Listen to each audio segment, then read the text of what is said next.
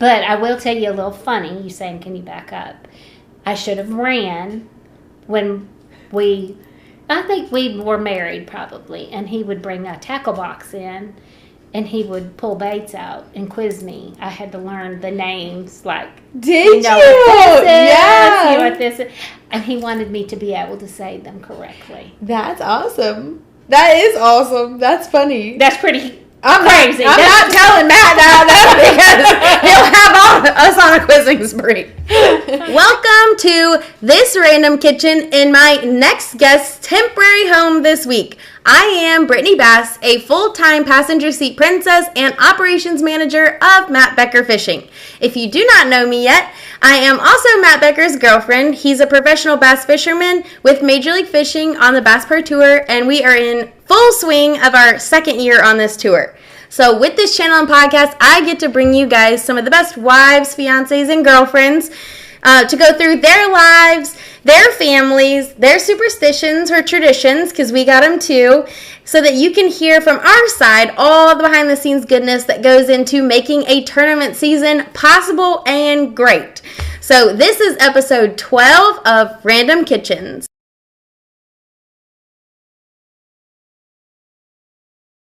Welcome back, everybody. So we are still sitting in South Carolina getting ready for the Dale Hollow tournament. It was supposed to be very, very cold. They left with cold gear both mornings. Yesterday was really frigid, but today is very, very hot. So this episode is actually going to air after the tournament is done. With all this weather changing and the eclipse happening, it should be pretty interesting. So you guys need to check MLF.com to see how everything shook out. But today, I'm very, very excited to introduce you to the ultimate bass fishing house mom, newest Casper Kids employee, and amazing wife to professional angler Mark Davis. Please welcome to her Random Kitchen, Tilly Davis. Welcome. Thanks for having me. Yes, of course. So there is a lot to break down, and as you all know, I started this podcast not only so that everyone out there could get to know us, but also so we could get to know each other and just, kind of have some insight into us as we meet people. So I have had lunch with Tilly, have met Tilly, but not like in-depth met Tilly. So I am very excited to kind of get a little bit more in-depth with Tilly, with you guys. So this should be good.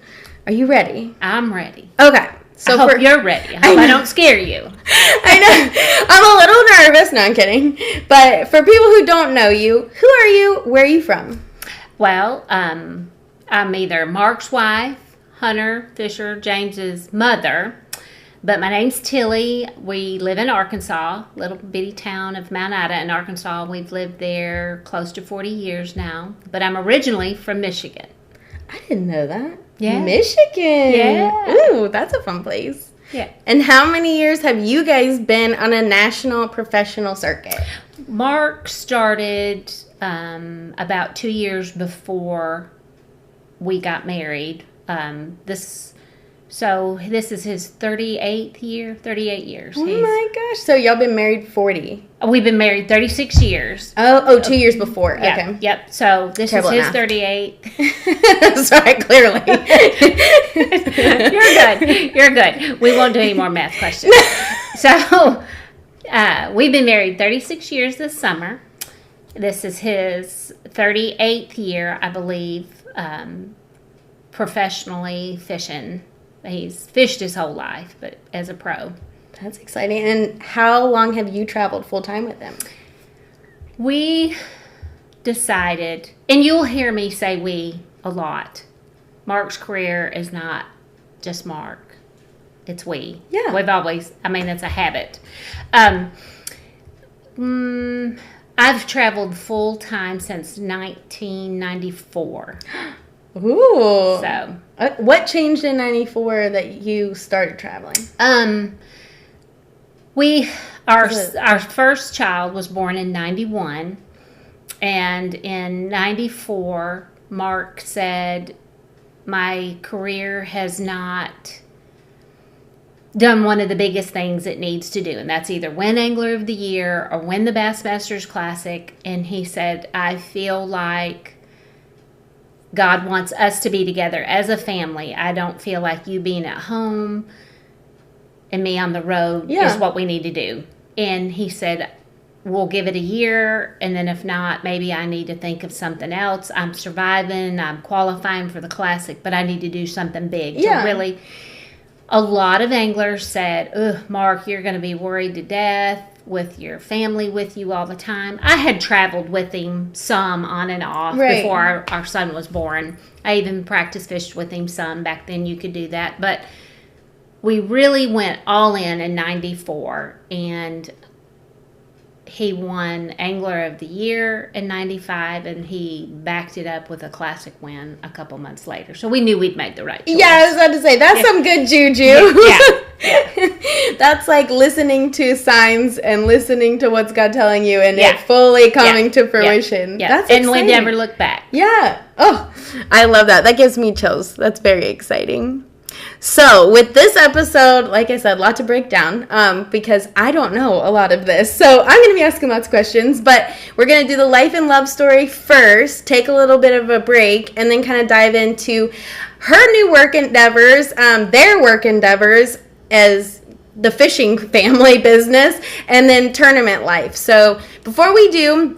I actually had an awesome listener recommend or ask to see a picture of the family while we're kind of talking, or before, just so she can pair up who the angler is and what their who their family is. And I loved that suggestion. So right here, over top of our faces, I'm going to insert a picture of their family, and then we're going to talk a little bit about all of them, so you guys kind of like have an idea of who is in this picture. So this is a picture of the Davises, and we're going to dive into all of that now. So let's start from the beginning. You and him. So how did you guys meet? I had came from Michigan to Arkansas, and I was thinking, oh, I like it here. I'll just stay. And that you just came for fun. Yeah. And I stayed and went to work at a resort where he was a guide. He was a fishing guide. And I had hinted around that I wanted him to ask me out. And he finally said, hey, let's go out, but I got to go fish this big tournament first. And I was like, tournament? I don't know what that even is, but okay. And he goes, well, it's the Bassmasters Classic. And I'm like, still don't know what that is, but okay. So he goes off to this big tournament, and he comes back and he said, let's go and I'll take you out, but I gotta go buy a battery charger first. It's like your first intro into like what the life actually is. Right? He's like, when I was gone, someone took my battery charger, and I was like, well, okay, and not knowing that was going to be the rest of my life. Battery chargers and boats. Yes, and big tournaments all the time. Yep. Wait, so were your hints big hints that you were dropping? Or was it actual little hints? Like his buddies were like, golly, you're dropping the ball, Mark. Oh, like she's basically waving a flag. Please ask me out. So I tell our boys, don't take dating advice from your dad. No, oblivious is what it is. Yeah. You should have worn like a fish outfit. Yeah. You didn't know deer antlers. Deer antlers. Yeah. So how long did you guys date before you were married? We dated about a year, and we had set our wedding for October, but he qualified for the Classic again, and back then I couldn't go unless we were married. Oh, because you couldn't get in, right? No, because you were like not family. Right, and he would have had to have roomed with another angler. I wouldn't have been able to have the seating, which the Classic was completely different back then. Yeah. There was stuff for the wives to do every day. It's like very formal things. Yeah, and I wouldn't have been able to participate in any of that. So we moved our wedding date up to July. We got married outside in Arkansas in July. At the resort where we met. Oh. Yeah. So how did it go? Was it beautiful? It was everything beautiful. You wanted? Yeah. I mean, I didn't have a lot of big expectations. We were more worried about our guests. So we got got married outside in a pavilion on the water. Had a big cookout outside, and the pastor told us, he said, well, all I can say is your wedding is blessed because we have a breeze in July. Oh, yeah. Oh, yeah. That is actually, yes. And in Arkansas. I was about to say, no breezes. Yeah. It's wet sock all day in the face. Yes, yes. But my best wedding pictures are me still in my wedding gown and him already having changed out of a tux into fishing shorts. So, we're pretty lax. Of course. We're pretty lax. I couldn't even get an Easter picture of us this year because immediately after we got home from church, he was out and in like underclothes, like his actual. I'm like, hey, we didn't even get one. And he's like, well, I wore the same shirt last year. You can just put them together. I'm like, no. Yeah. And they have everything with their name and the logo and Yep. That's funny. That's awesome, though. Yeah. That's beautiful. I was just talking to Maggie because they did a planned elopement, which I love because I love just making sure it fits you guys. So I love that you guys did it where you met, where you felt connected originally. I love that. Yep. It was simple, beautiful. It was just us. Yeah. That was all our friends. All encompassing. Yeah. Good. And 36 years in July. Yes. Whew. Are you doing anything fun? Oh, no. It's fishing season. There's been a time or two we have actually forgot. About your anniversary? Yes. Yeah. So. Yeah. I mean, you kind of commit every single day, so. Yeah. You for sure, because you traveled with him forever. Yeah. So that makes it different than most people. Yeah, I think so, too. I think in the best way possible, because...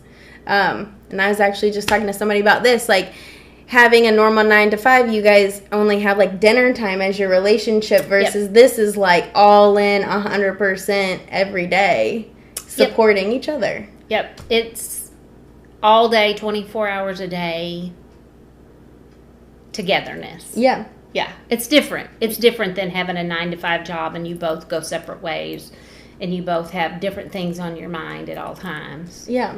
Because we're pretty much thinking about the same thing always. The time. Yeah.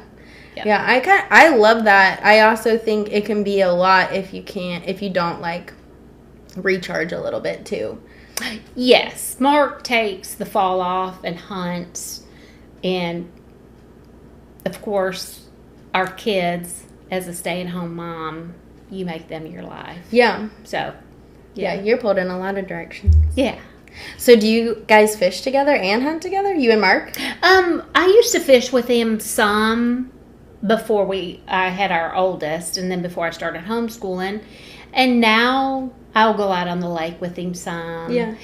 I have to remind him that he's already won. He's going to beat me. He's going to catch more. So just to relax, slow down on the casting. But he tries to smoke you when you go out. I think this is every angler.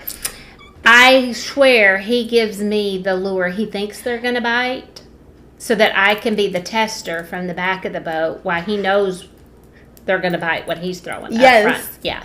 Yeah. So once in a while I'll give in and go out and be the tester, but we fish a little bit, probably more now in the last couple years than we have the last 10 years. That's good. Yeah, because we're empty nesters. Yeah. So it's more of a fun activity. Yeah. We went out the other day, and Matt gave me, and I didn't know this until the end, he gave me a jig head with a hook that was slightly crooked. So he knew my bait was going to look funny, but he was seeing if that was a good thing or a bad thing based on my catches. You were the tester. Yes, I was the tester. Yep. It worked well on drum. Yep. Been there.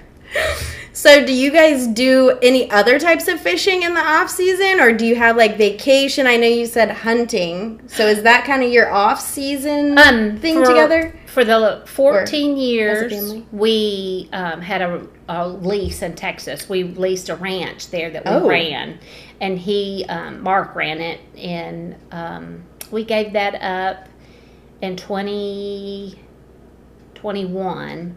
Oh, recently? Yeah, shoot. we just quit doing that. It was a lot of work. It was a full-time job to have it. We've helped with the high school fishing team in our area, so that took a lot of time. And we do a lot of little local fundraiser stuff and things with fishing. But as far as tournaments or husband-wife tournaments or anything, we don't do any of that. No. But there are some great ones out there. Yeah. Do you guys do, like, as far as things together, if you had a go-to choice, if it wasn't bass fishing season, like, what would you guys choose as, like, a vacation together? We've never been on a cruise. So that is something. We've never been all 5 on vacation together without a bass boat. Oh my! We've never all 5 actually even been on vacation together. And are you guys planning anything? Yeah, we're going to try to this fall with a cruise. With a cruise, and all 5 of us. Oh my gosh, that's going to be fabulous. They love cruises. Well, we'll probably end up on the national news, but. I mean, because my crew... Just don't let them sneak in a fishing pole, because that'll be all she wrote. Yeah, out there, casting over. Yeah. That would be, and more, yeah. That's so exciting, though. Yeah, I'm excited, especially as a mom. Yeah. You know, none of our boys are married yet, so we'll have, I feel like we're kind of pushing the envelope on an opportunity. Yeah. It won't be long, and we won't have that. So. Yeah. No, that's super exciting. Take full advantage. Yes. So, favorite non-fishing memory together? It can be as a family or just you and Mark. I'm trying to think of something that we've done.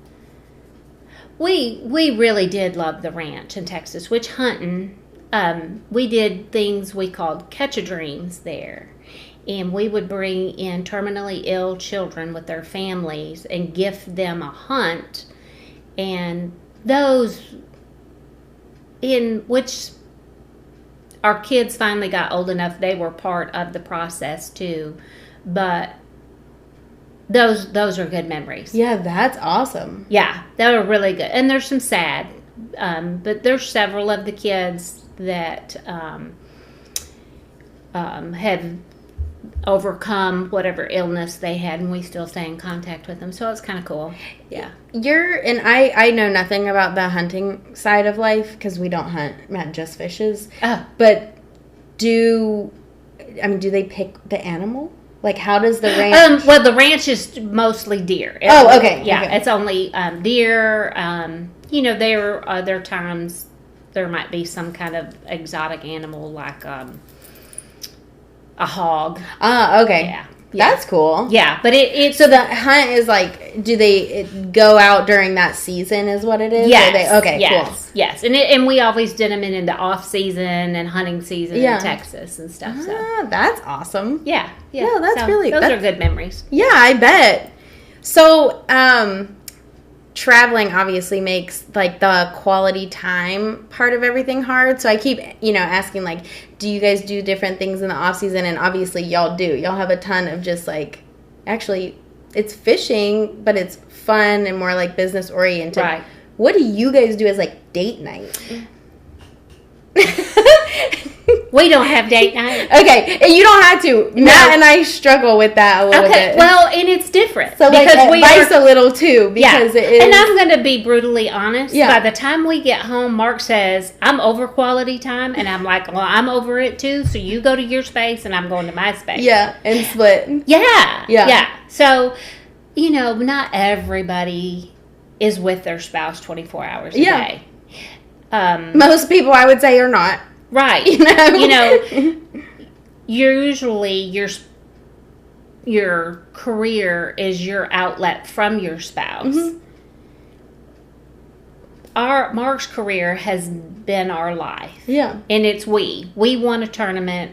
Yeah. We are doing this, or it's always we. So when we get home, we're pretty much over being together. Oh, yeah. Yeah, we want space. Girl, I have 2 days when I get home. The first one, I talk to no one on the phone. Matt does not ask me for anything. I do nothing. I sit on the couch. I watch a show. I literally talk to no one and do nothing. Yep. And the second day is like me but he knows now, like, I have to have it or I will go, like, psychotic. Like, I need just, like, a break of and that doesn't get better. Asking. Yeah. So I feel like we have like a good routine with that, but every time I ask the date night question, like, we'll go out to dinner and stuff, but we don't have, like, a planned date night. We kind of use, like, our driving time as, like, our date night time. Right. Like, I say Netflix and chill because we're, like, podcasting and driving, but we don't. So I'm happy that you actually said that because, really, we don't have, like, planned date nights. No. We're together enough. We don't need that. Yeah.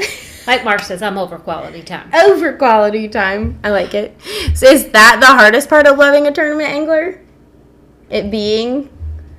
Or what would you say is? The hardest part, I mean, that would, I think, for me, the financial worry, the financial stress of being married to an angler is probably the hard part. Yeah, okay. That's 100% true. I feel like a lot of people take the question as more of like a personality trait, but that 100%.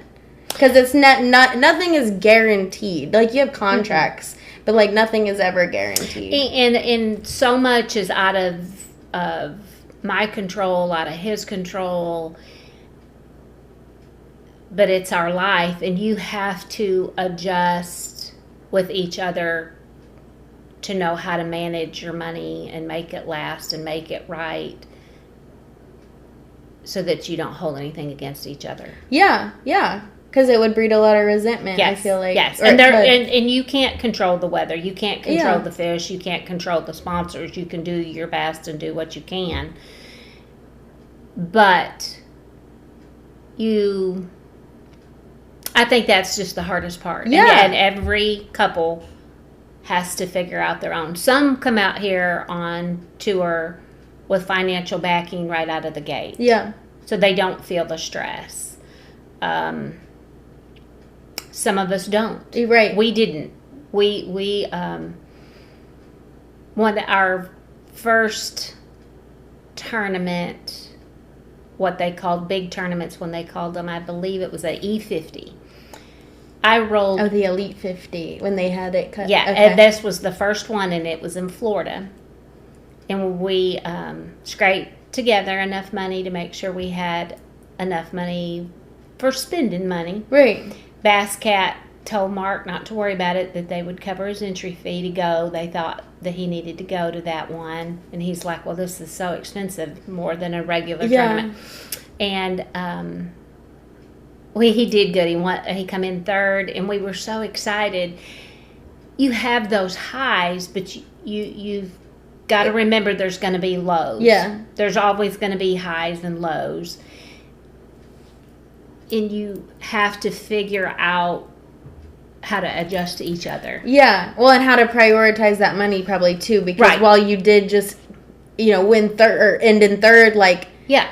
You might not the next tournament, so like making sure you budget that too. Probably. In that stress, you have to know how to manage it. Oh yeah, yeah. How did you guys? Was it just like communication or? Yes, Mark and I are neither one elaborate spenders. We don't require much out of life. Mark will tell you he wants one thing. He wants his family to be happy, healthy. And I want to fish. Yeah. And he loves fishing as much now as he did 40 years ago when he was just a kid. Being rich or famous, that's never been a priority. Yeah. Right. His deal is to make a living. And we've just always tried to never live above our means. But at the same time, when things come up and you have a $10,000 air conditioner break at home, you just know that you don't bring that up at the tournament until you're on the way home. Yes. And you're say, like, honey, this happened. I know you didn't want to check this week. Yeah. But now we need to figure out this. Yes. And I think that's one of the hardest adjustments for a marriage. And there's times that things just can't be talked about during tournament week. Yeah. So. Yeah. Did you feel that same, pressure from like kind of the onset? Like I definitely feel that like typically around tournament time, nothing comes to his desk that is going to sway or take a mental load. Like, I try not to bring him anything that he would have to think excessively about or like worry over. Yes. Did you always feel like that too? Yes. Okay. Always. I think which he had qualified for the Classic twice before we got married and before I was brought into the actual equation of things. But I knew from the get-go, and especially when I went traveling full-time. Yeah. There's just some of my burden would be heavier for a little while. Yeah. We call it Mark Week. Yeah. But I think it's been 36 years of Mark. Mark Week. But you just keep it to yourself. Yeah. You just keep it to yourself, and then when it's time, you say, okay, this is what's happened this week. This is what we need to talk about. And then... Do you always make it a priority to share? Like, do you guys definitely circle back? Oh, yes. Yeah, okay. Yeah, like probably there's times we've probably both said this to each other. Like, you could have kept that to yourself. Yeah. Yeah, I always wonder that because for me, like, sometimes it'll be a decision or something that I'm holding, and then I like forget to kind of like circle back, and then I'm like, oh shoot, well I really probably should have done that, and then it's like 2 weeks later and I'm like, well crap, this happened by the way, and he's like, Brittany, and I'm like, well I can't tell you like then, and then I forgot about it. So I think I need to get better at like, hey, this is what had actually happened while you were gone. Yeah. By the way. Yeah. And you get more comfortable with just handling things. You know, I will have some of Mark's sponsors even call me now, and they're like, we know Mark's on the lake, and this is what we think he would say, and we know you'll know the answer. And I'll be like, oh, yeah, that definitely, yeah. So, you know, there's certain things, but I would never make a big decision without him. Yep. Yeah. No, I think that's good. So what's the best part about loving a tournament angler? And has that changed, or either of these things changed throughout basically your entire time with him? I think the best thing is, like we've said, you're together 24/7. You're a team. You're 100% in, because it takes both of you. Mm-hmm. It takes both of us. And for him to be so passionate about something, he's never veered from that. He's knowing that's what he's wanted to do. Mark is I can't say all anglers are, so I can't make that a broad statement. But Mark personally is a very compassionate and it's easy. He's easy to love. Yeah. Yeah. Is he a romantic guy? Oh, no. Oh, my. No, because our first date, we went to get a battery charger. No. Oh, no.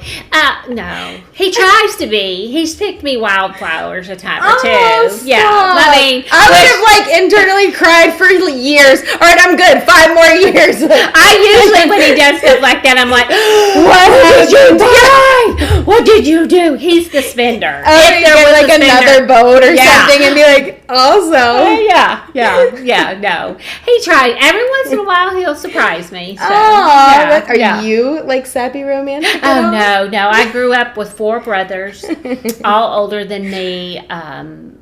It was survival. Yeah, you were like rough and tough. And I have 3 boys and no girls. Yeah. Yeah, no. And you have no reprieve. There's no reprieve. No. I'm like, I know God doesn't make mistakes, but I know I'm supposed to be getting a pedicure. I'm not supposed to be on this ramp baiting a hook or... Yeah, no. Cleaning up guts of something. Yes. Yeah. That's fun though. Compassionate. I think that's a good word. But to describe him, I wouldn't have like necessarily guessed. He's so quiet, or he seems quiet. He is quiet, but he's probably one of the funniest people, wittiest people you've ever met in your life. But he is probably yet one of the most level-headed. He's very level-headed, but down deep, he is very, very compassionate. Oh. Yeah. I love that. I'm happy for you. I'm so happy for you. So, kind of within the fishing business, which we'll kind of get a little bit more into that, but I know you're very excited. So you kind of started something new this year with Cast for Kids. Yeah. So tell me about that. Well, Cast for Kids is a huge foundation. They are one of the few that survived COVID. And it came out this week. We are rated a 4-star foundation. Oh. So that's exciting. There's several board members that we know and have been acquainted with, and the president, Jay Yellis, is an old friend of ours. Yeah. Bass fisherman. Yeah. I was going to say, I know that name. And Jay called and talked to Mark, and he said, hey, I know you're getting close to wanting to retire and thinking about it, and what do you think about being the regional director for Arkansas, Oklahoma? And Mark's like, well, and it wasn't months later, I had a photography studio. Oh. And in Arkansas? Yeah. In my little town of Mount Ida, I had a little studio, and I put it up for sale. And a lady asked me, she said, why are you putting that up for sale? And I said, God's opening a door, and my husband thinks it's for him, but I think it's for me. Oh, you didn't tell Mark yet? No. So we are in the abstract office signing the papers. It sold immediately. And Jay texted Mark and said, hey, we think we want Tilly for this job. Oh, no. Yeah. Oh, my God. So we go out of there, and he's like, you're not going to believe this. And I said, well, you're not going to believe what I said a few weeks ago. So I love when things like that happen. So we talked to Jay, and which we've known Jay and Jill forever. Jeff Barnes is a regional director, and we've known him forever. And I said, well, let me visit with y'all, and let me kind of check it out this year. Yeah. And I went to a big event in Houston the other day with one of the directors, and Jessica, and she was just the greatest. And I'm like, I'm all about this. Yeah. So Empty Nesters hasn't worked, right? Outside of the fishing family business in 36 years. Yeah. And now taking on this role. So how does Mark feel about it? Well, I think he was all about it at first. Yeah. But I left him at home to go to Houston alone for the second time in 36 years he's ever been alone in our house. That he wasn't liking. Oh. But when I come home and I'm like, oh, you should have seen these kids when they caught their first fish, and he's like, oh yeah, you gotta do it. Yeah, and he's like, you're all 100% in. So he's like, I can't tell you about how I missed you now. Like it's like but yeah, I've been eating Doritos for 3 days. When you can introduce a family to fishing that does not think fishing is something that their child can even do. Yeah. I can't even describe how it's that just was. Such a good opportunity. Oh yeah, it was amazing. Non-verbal children that can cast a rod and catch a fish, and then be celebrated, and I mean it's just amazing. So Cast for Kids, you guys put on events for... Right. It has become such a big foundation. There's regional directors, and that's what I'll do. I'll be the Arkansas, Oklahoma regional director. And we find people that are interested in doing that. We bring it to their community, help them set it up. You get volunteers that take kids either on the boat or around a pond. It's kids with special needs, and it's all about celebrating that kid. That kid gets a plaque at the end. They get to take home their rod and reel and their tackle box, and that day is about that child only. Yeah. And you celebrate those kids, and you introduce them to something that they never thought their kids could do. Yeah. And it's amazing to bring fishing to someone. To really everyone, anyone. Yes, it's amazing. That is exciting. So officially, you've been with them since the start of this year, or you will start? Yes, I actually went ahead and told them I could do a few events this year, so I've jumped in a little earlier than anticipated. Yeah, and they're so good. They're so good with me because there's so much paperwork and different things. And they've been really good with me. It's just a great, caring bunch of people. They've got everything down to such a fine, prestigious way they do things. And they've just grown. They've grown so much. They really needed. And I was like, I can do this. I can do this. So, and it's worked out time-wise where our schedule and their schedule, it's going to work. So. Good. Yeah, I'm excited for you. I know it sounds like so fulfilling, but also just like fun. I mean, it's like an extension of what you have loved to do because like you said, it is a we, meaning you and Mark and the whole fishing community, but like you also have done it with your boys and stuff too. So it's like an extension of everything that you've loved. Yeah. Yeah. And I'm like, it's like getting to do Christmas. Every event. Yeah. You get all this build up and all this work and all this planning, and then you go out there and you just get to celebrate it all in a day. And it's like, oh my gosh, it's like Christmas. That's the best. That's like a wedding. It's really like a whole bunch of, and then you like celebrate the day. Yep. So obviously, I know it's hard. Do you find time for yourself between working, raising a family, the lifestyle? Like how have you found your niche in it all? Or photography has always been a passion of mine, and Mark bought me a little studio, and I did that while my kids were in school.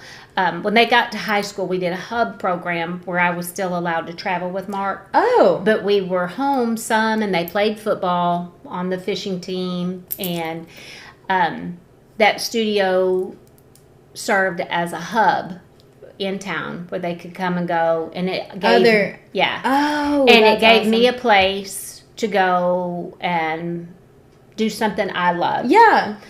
And then when we sold it, Cash for Kid, of course, became my focus.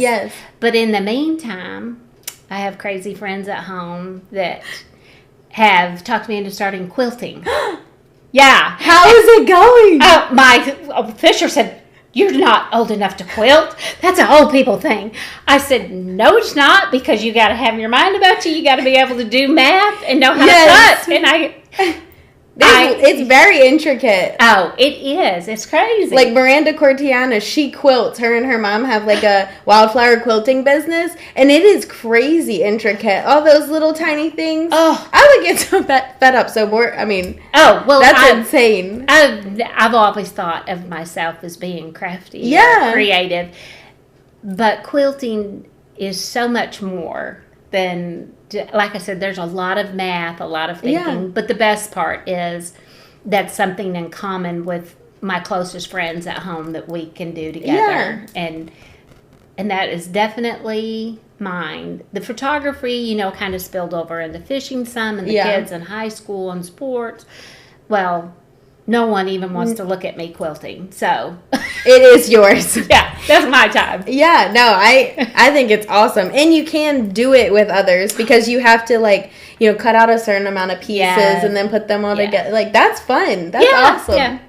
Oh, that'll be good. Have you put anything together yet, or are you just beginning? I have, and even I turned the kids' old classroom into my quilting room. Fisher come down there the other day, and he said, I said, yeah. I said, "Do you have trauma? Are you traumatized by the room, or just bad memories in this room?" We'll just close the door. It's okay. Oh, that's exciting. And then when you're traveling, what do you do for just you? In the last 5 years, I would say there's a couple of the girls we get together. Jimmy Sue, Bobby, and I. We all try to get together and do lunch. But other than that, I drove 1 hour to a quilt shop yesterday. But Mark won't watch this, so he won't know. I usually don't get within... I try not to get more than 30 minutes away from the lake. Just in case? Yeah. He might need me to come and get him out or take him from point A to B. Or, I'm the same way. It just stresses me out to be that far if he needs something. Like, say he was sinking. I don't know. I have all these, worst case scenario planners. No, that makes sense. You drove an hour. Yeah, I did. Just real quick, in and out. I was like, But, I don't get too far from wherever he's at. And once again, it's Mark Week. You still have the cooking and the laundry, chasing baits, the lures, or the oil changes in the truck, and there's usually something that needs fixed, or something you have to go to the service yard for, or pick up at the store. Yeah, I like to have that time, generally speaking, as well. So we've talked about her boys a little bit, but not actually who they are and their stories. So talk to me a little bit about family makeup and being a boy mom, like raising 3 boys in the middle of this. Like, how did you manage with the travel? I know you guys did homeschool, but kind of like, how did that happen? How did you do that? Well, back when our oldest, James, was younger, there was other kids on the tour. Spencer. Yep. Alton Jr. There were so many of Laker, Howell came after, but Robin had just gotten her teaching degree, Laker's mom. And we used her for tutoring a little bit. There were so many of us at that time homeschooling Peyton Hibden. Yeah. Yeah. There, Clark Wendland's girls, Gary Klein's girls. We had a group. Y'all had a fishing school. Yes. That's what you did. Yes. And we would find homeschool friendly things to do everywhere we went. That's so awesome. Yeah. Did you homeschool like from the beginning all the way through high school, or Arkansas at that time, when James got into the 7th grade, he had to go to school to play football. Okay. By the time the twins come along, we had adopted what is similar to the Tim Tebow law, where they could play football, but they didn't have to go to school there. Like a rec league, or they could play for the school? They could play for the school. Oh, that's cool. Yeah. So I don't know if we do that in Virginia. I'm not sure. That's where I'm originally from, but yeah, I'm not sure. Each state is a little bit different. That's awesome. So James, though, we stopped traveling a little bit when he was in the 7th grade and did football, high school, and then I went back to traveling when he graduated high school. But the agreement was that we would pull a camper. I didn't want to stay in houses anymore. Yeah. And packing and unpacking is usually the fight day. Oh, yeah. I mean, like, I'm stressed out. Yeah. And he's stressed out packing the boat. So that's usually, if we're going to fight, it's either packing day or 15 minutes from the house when you've been gone for 3 weeks. Yeah. So, but yeah. So, Hunter and Fisher, I homeschooled them, but we pulled a camper, were able to take dogs. And then there was a whole nother set of homeschool kids at their age, and there was a big group of us. They were coming up, Hunter and Fisher? Okay. Yep. There was Laker Howell. Mason Chapman. Oh. Yeah. And Marty and Iris's boys. Yeah. They weren't homeschooled, but they would come to a lot of the tournaments. So our kids all have social skills. Yeah. They all understand traveling.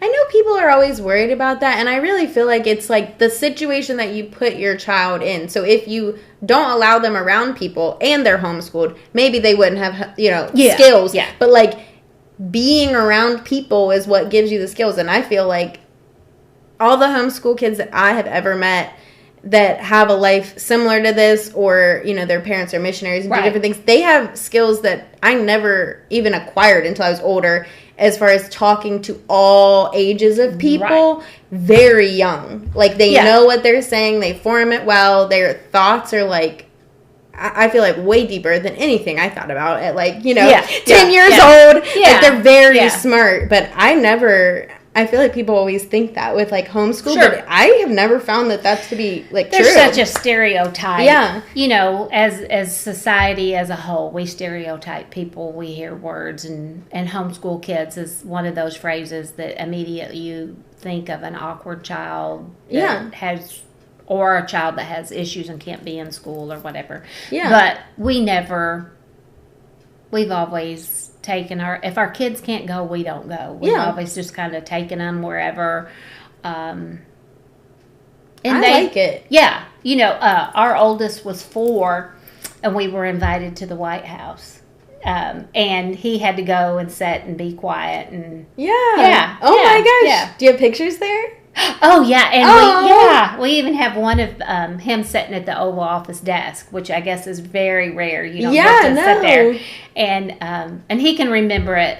It was a great day, but there's some funny stories too. But anyhow, yeah. Do you have that picture like? Where I can put it in here? Yeah. Okay, I'll put the picture in here, right here. In editing. That's exciting. That's awesome, though. Yeah. So, you homeschooled your boys. Were they eaten up with bass fishing like Mark? The oldest one, James, doesn't bass fish. He likes to hunt, but he likes to really sit in a deer stand and watch animals. He likes, okay. He's like a nature lover. Yep. Hunter hunts, fishes a little bit, but Fisher is completely eaten up with it. He has finished college in record time, so he could get back home and start professionally fishing. Oh. So he guides. Yeah. You guys named them well then. Yeah. Fisher likes fishing. Yeah. Right? Yep. Yeah. Well, so he got him a good dose of, he paid his first big boy entry fee on our lake at home. Aww. Did great the first day and horrible the next day. So he's like, I was like, yep, welcome to our world. Welcome to the world. Yep, I know. Yeah. It'll be okay. Just keep plugging along. Yep, and he does. He makes a great guide. He's very social, loves kids. Where does he guide? Lake Washita. Oh, okay. Lake Washita. And what's his business called? Fisher Davis Guide Service. Fisher Davis Guide Service. Yeah. If you're on Wachita. Yeah. Which Wachita is spelled super weird. It's not Uwachuchi, is what, or Uwatichi. We went out there and I was like, no, Brittany, that is Wachita. It has a O, not a Fisher W. said most of the time that is one of the first 2 or 3 questions people ask when they get in the boat if they're not from the area, and they'll say, now how do you say the last name? And he's like, Washita, the Washita Mountains, Lake Washita. But it doesn't have a W, so it's it's OU though. Yeah. So but it was definitely a new one to see. I was not expecting that. So, do you guys want him to fish professionally, or would you want them to fish professionally if they decided? So people ask Mark that question a lot, and he answers, we don't encourage or discourage Fisher. We're like, if that's what you want to do, go get you some. Yeah. You know, he loves it. He gets it. Fisher gets nature.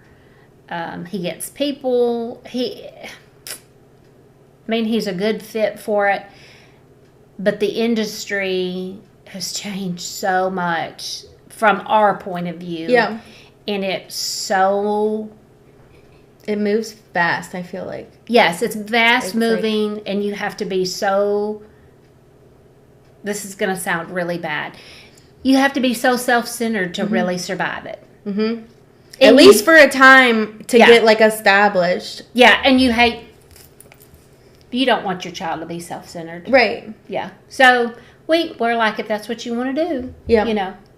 No, it doesn't sound bad. It is a singular business, but then, and I've said this before on here, within fishing, they're not only fishing and the money doesn't come because they're only fishing. You have to have created a brand and a business up under that fishing. And I think it's crazy that we take these guys who love to be in nature by themselves in these, piece of God's existence and ask them to be businessmen and marketers and salespeople. Yes. And so it's it's like very full force. And I think selfish, or at least self-centered, is a good way to put it, because they really have to. It's all encompassing. What part of me can I push? You make they have to make everything about them. Yeah.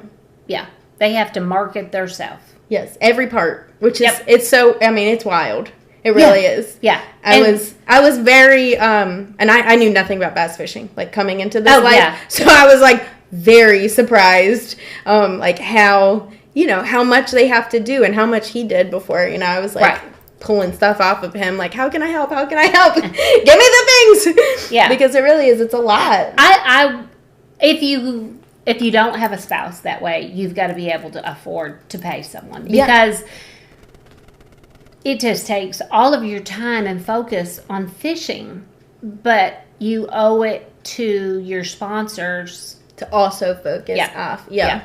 And it is a lot. It's a full-time job. Yeah. I mean, it's currently my full-time job, and it's a lot. I mean, it's a lot. It's been your full-time job. Yeah. And honestly, you've probably seen it change the most because of everything that is now required, that I feel like really wasn't. No, because we didn't have social media. Yeah.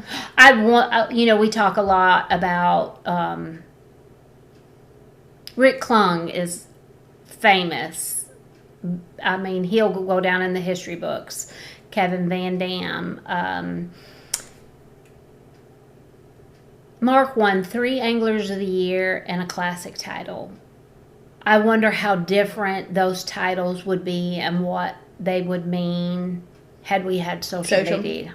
Yeah. A different way to push it out. Yeah, and I can't imagine elevating some of the pros any more than they already are, but social media would have. Yeah. Oh, absolutely. Yeah. Because, I mean, back then it was written or live. Yeah. Like, it was live or on television. Yeah. Or in, like, the magazines. Like, that was where your notoriety came from, was newspaper articles or blog writing, that kind of stuff, versus instantaneously you won, it's on everywhere. Yes. Like, I mean, anyone that wanted to know would know, versus waiting like for the stuff to come out. I think it's very crazy. I don't even know, like, what our future, like, I feel like it's moved extremely fast. Like, even from me just starting, I've been 3 years, 3.5 now, but, like, we had to start a TikTok because that came about, like, like, that was something new, and all of that. I'm like, what else could they possibly add, that we would need to also include in our stuff? Like, I couldn't imagine. And back in our day, you were to have a personal relationship with your local newspaper guy. That was your... you had a personal way. He was who reported about you. Yeah, you built those relationships. You built relationships within the organization you were fishing with. You built personal relationships with their media people, and that's who you took fishing or spent days with or invited to your house. Because it was their discretion whether they wrote about you or not. Yeah. That's wild. Yeah. And so now... I feel like that would have been a lot of pressure, too. Yes. And you had to be very careful. We had one news writer come to the house and do a big article, and it was beautiful. And it was written from the perspective that Mark was a New Ager.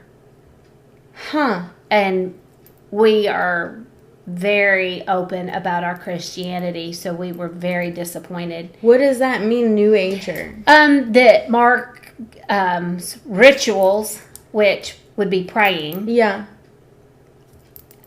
were power of positive thinking rituals. Oh, which more is like different. A New Age. Yeah. That was a phase for a while for people, and they really twisted that article, and we were crushed. Yeah. But for the most part, Steve Price, he was amazing. Gerald Crawford, amazing photographer.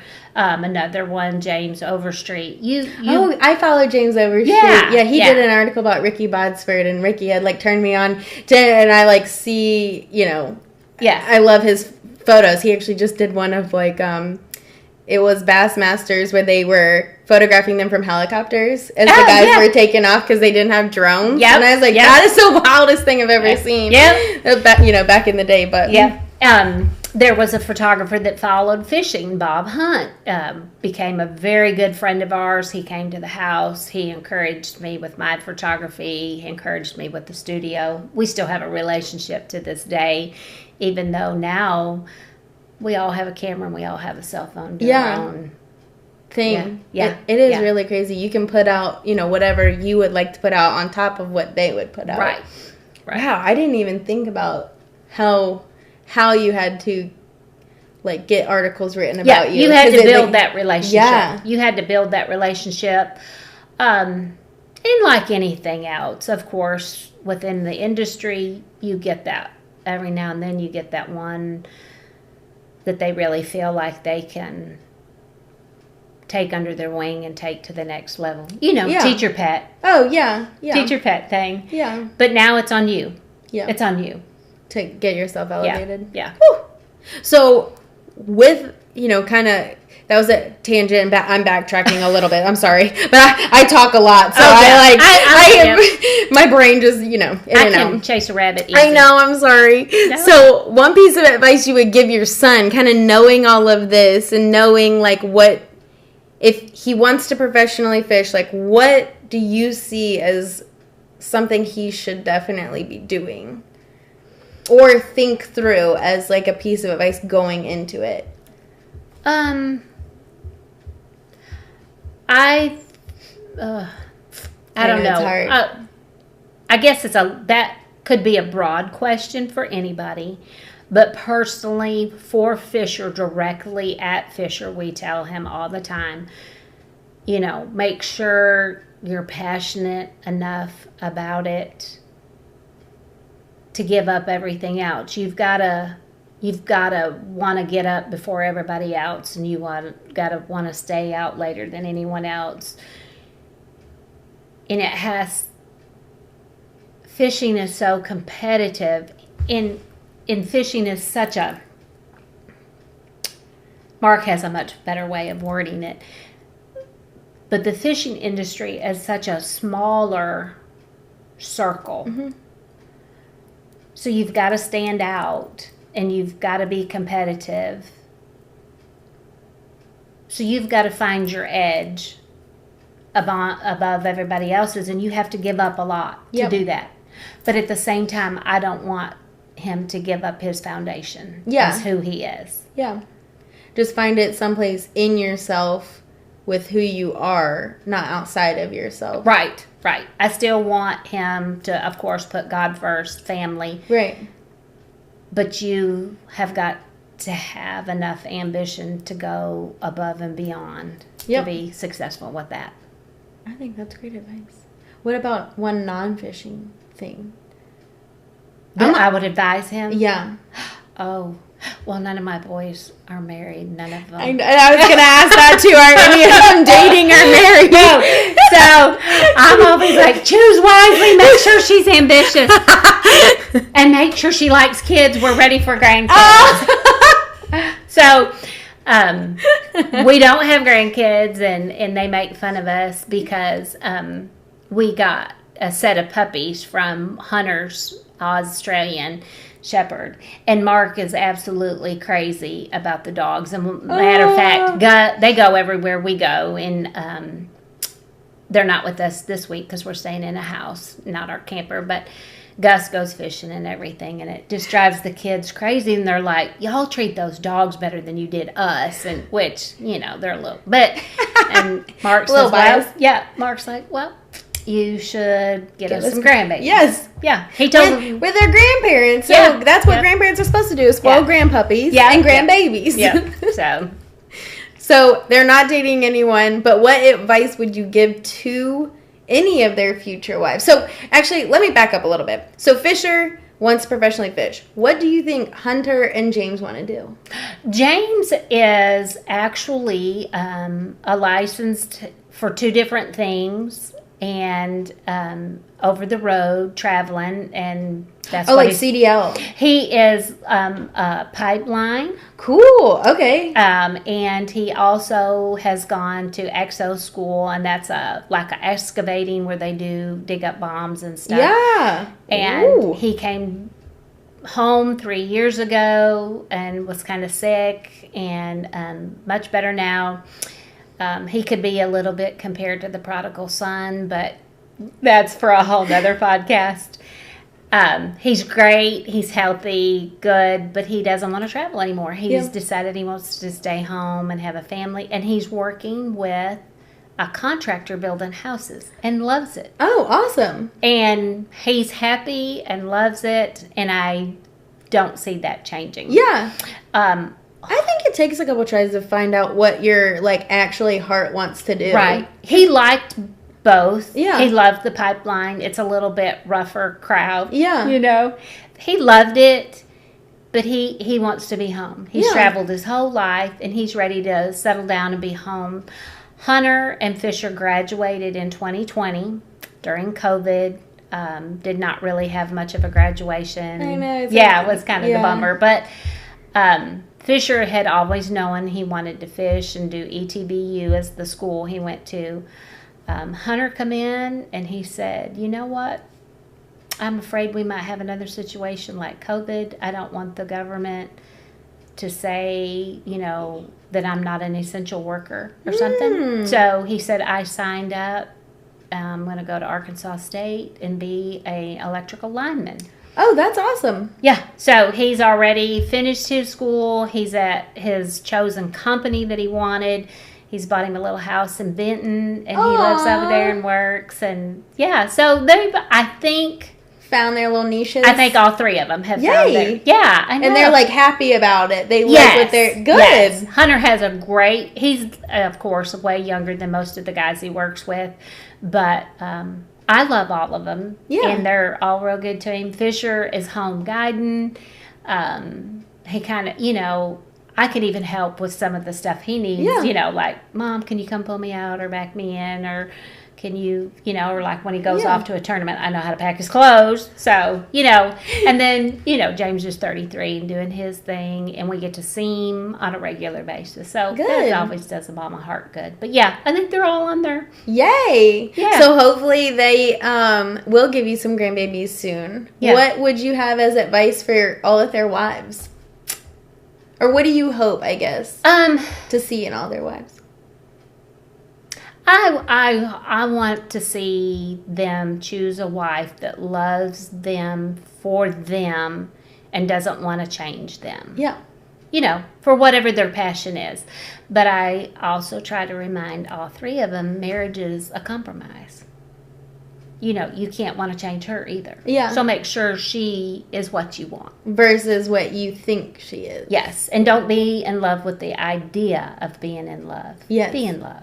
Actually. Yeah. I know. Someone said marriage isn't 50-50, it's 100-100. Yeah. And I, like, for sure think that. So, like, you have to take their whole self for their whole self and give your whole self to them instead of, like, giving the idea you think that they want to see, or taking them in as you hope to see them instead of what they are. Yeah. You're not going to change somebody. No, you can't do that. That doesn't work. And it's too much. Yeah, it's too much work. Yeah. Yeah. You can't change them. Yeah. Mark still growls. So. So what are some things you wish you knew at the start of this whole journey? I wish. You always wish that you could have done better. I wish we would have known more business marketing. I think I said this earlier. Mark just wants to be Mark, and he wants to fish, and he wants to make everybody around him happy, but he's not going to change who he is. Yeah. He is 100%. What you see with Mark is what you get. He's not a smoozer. He doesn't sugarcoat things. But he's never pushed or marketed himself. I think I wished I would have known how to maybe help him with that a little more. But at the same time, I don't know that he would have wanted any more. Yeah. So, yeah. It's like a give and take, I feel like. Man, I talk about that all the time. Like, how much exposure is too much exposure? Right. You know? Like, do you bring the whole world into your family? Do you not? Do you, like, how do you connect with people without giving up so much of yourself, you know? Yeah. It's always a toss-up, especially now, because everyone has access to everything. Yep. So there's a lot of new moms in the industry and new ladies becoming a part of the industry. Do you have any advice as far as traveling? We're starting to travel with new babies. Yeah. So I just talked to Maggie. She has a 2-week and 2-day old. 2 week and 2 days. So little. And then, you know, Katie and Anna, and they both had babies. Victoria Canal's apparently supposed to have her baby tomorrow. Oh, so my. Lots of babies. My first bit of advice is don't sweat the small stuff. Enjoy every minute of it because it goes fast. I hated homeschooling, but I would do it the same way because we were together. Yeah. You want them to have a relationship with their both parents. And that's the best way to do it. And as far as traveling with a new baby, do it the sooner the better. They know. Get it in the routine, basically. They don't know any different. Yeah. Our boys, an 8-hour car ride, they're just like, oh, that's normal. You know, hotels, normal. Houses, pulling a camper, pulling trailers, whatever. Being stuck in a meeting for 2 or 3 hours where you've got to be quiet and sit and color in a book, that's normal. And I think the more you can do that, but don't sweat the little things like a baby crying in a room. That's not going to get on someone's nerves near as bad as you think it's going to. Yeah. Enjoy them. Do what's good for your family. Just enjoy. It goes fast. Enjoy it. Do you feel like you blinked? That's besides the point, but like, you feel like you blinked in y'all's... When I got to thinking about this and thinking that we've been married 36 years and he's done this for 38 years, I look at y'all. Yeah. And I think, oh, she could be my friend. And then I think, oh, we probably don't have anything in common. She's so much younger than me. You know, it goes that fast. Yeah. It goes, And I'm thinking, you know, it goes faster than anyone could ever explain. Yeah. I feel like the tournaments make it almost faster than like just having kids because you're always planning for the whole year. You're living from one date to the next. Yes. And you're like, oof, if I can just skip from January to May, I'm going to get a break. Well, you just wished 5 months of your life away. Yeah. And then you're like, ooh, if I can just make it to October, yes, we're going to get to go hunting, or we're going to get to all have our own space. Well, now you've wished 10 months of your life away. Yeah. And it goes fast. It's so wild. Yeah. I know. I try to, like, internalize that all the time. I'm like, just take it. We are here right now. Like, let's do something fun here right now. Instead of thinking, like, oh, well, we're going to be home in a week and I need to do this and this and this. Like, just think about that once you get there. Like, bigger plan, but make sure your little ones are fun, too. Like, yes. Obviously, it's not vacation, you know. It's work week, but it is, like... We get asked that all the time. Yeah. You just shop. And Yeah. I mean, of course. I mean, like, definitely. That's all I do. Yeah. Well, yes, I might do some of that. Yeah. Like, it is not at all close to anything all I do, which I'm actually going to ask that question after the break. So one more question, and we're going to take a quick break. But if we had a WAG, so wife and girlfriend's fishing tournament, which wife or girlfriend do you think would win? Okay. So, and I've kind of said you on multiple occasions to this question because I heard, like, you and Robin Howe and, like, Iris, like, I heard y'all were really good. Well, Robin and Iris would be my two picks, both of them. Iris fishes all the time. My goodness, Robin lives on Gunnersville. And matter of fact, she's competed some. I heard there was, like, a women's, like, bass trail at one point. Yes. And, like, Cheryl from Lawrence was on that. Linda Mize was on there. But if you would have asked me the same question 15 years ago, and I'm going to get hate mail over this. Chris Houston.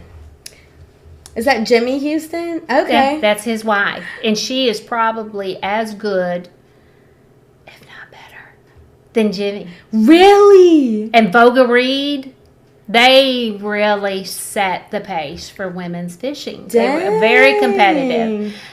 Chris was amazing. She is probably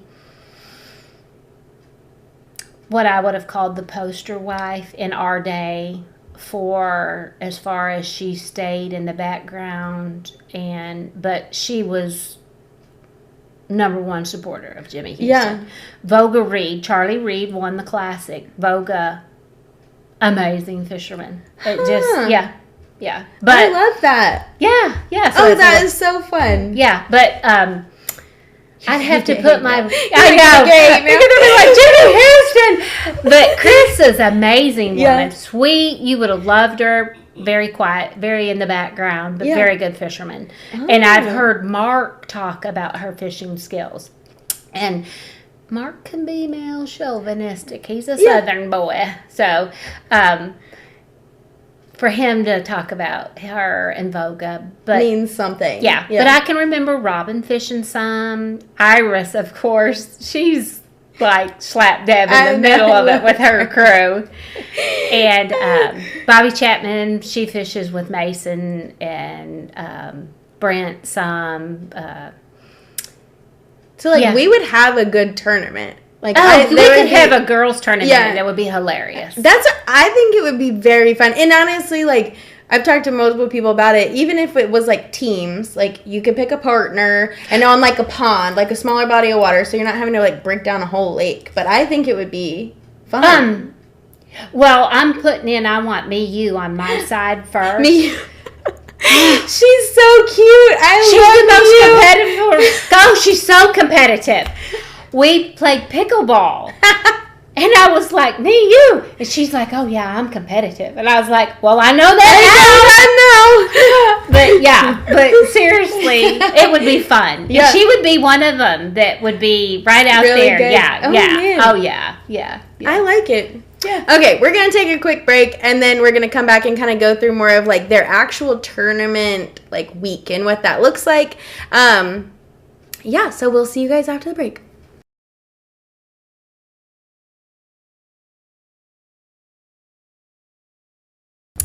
We are back. So we are going to dive into the tournament world a little bit. In tournament world, which through the years, which I spelled through wrong. So it's okay. Not good with words and math, apparently. But so starting from the beginning here, too. I know you said he has loved fishing forever, but like what was his path to the top? I know he has fished the Elite's Bass Pro Tour. Like, how did he get there? Or when did it start? Okay, so his dad was a plasterer. He worked with him. Like drywall? Yes. Oh, okay. Yeah, in high school. And he stared guiding a little bit. That got him in tournament fishing. His dad got him into it? No, he just he'd always fished. Yeah. His dad got him into fishing. Let me kind of back up. That all sounded a little jumbled. His dad got him into fishing, but thought that he would continue to be a plasterer and work in the contracting business. But Mark kind of veered off and started guiding on his own a little bit. Got in a bass club at the age of like 14. Yep. So he just kind of gradually worked his way into that, and he just one day said, I'm doing this. I'm going to be a fisherman. And his dad's like, oh, you're going to starve to death, you know. And so he's known forever, I think. He gave himself a 2-year timeline when he broke off into the tournament department going pro. Was this after 18? Yes, after he graduated high school and everything. He would have been about 22, and he started bass fishing, big tournaments. Ron Pierce from Bass Cat Boats was like, we want to sponsor you. And they were a very critical part of Mark's whole career, Ron and Jan. And they really mentored to us a lot. Jan, when I come on the scene a few years later, they were a lot of his career. He gave himself a 2-year timeline, made the Classic immediately. So back then, did he have to do the opens to the elites? There were not elites yet. Oh, okay. So there was one tournament trail. Okay. And if you did well enough, you qualified for the Classic. Okay, cool. That was, and then his 2-year time was the time frame. How did they consider it a pro at that point? Was it financially fishing full time? Like in his mind, like what was his pro? Right. And because now obviously you qualify up. There's so many trails now, and there's so many tiers. In his mind, for you, I don't think you had to qualify. I could be wrong on that, but I'm sure you didn't have to qualify to fish the trail, the Bassmaster Trail. You were just qualifying for the Classic. Yes. Okay. I am not. I want to say like there was a process, but I can't quite remember. Yeah. And of course, he had qualified twice before I ever really right.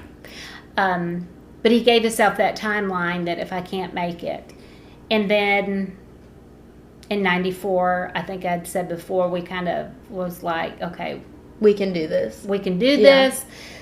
Let's see, but if it doesn't work, then we need to go back and rethink this. Yeah. But how old were you guys, if you don't mind me asking? Let's see, in '94,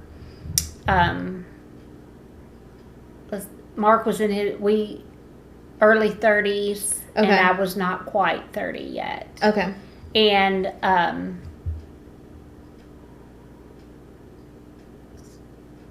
Mark was just 30, and I'd have been about 25 when he won the Classic. Yeah, he would have been 30. And then, he continued to win Angler of the Year and different things. And then they brought on WCF, and he won one of those. And they brought on the E50s, and he won 3 of those in a row. And, jeez! And he won an Open on Table Rock, and he won an FLW, and different things. We just knew where you needed to be. Yeah. No, that's good. So he always knew he wanted to be a professional angler. Yes. It was just kind of figuring out how to get there. Right. Which way he wanted to go. We had to get all the pieces together.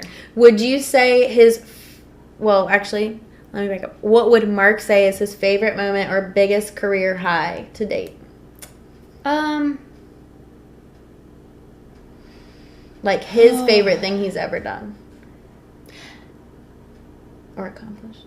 Probably winning the Bassmaster Classic would be the most fun moment for him. And it is held more prestigious. Red Crest is probably held more prestigious than Angler of the Year.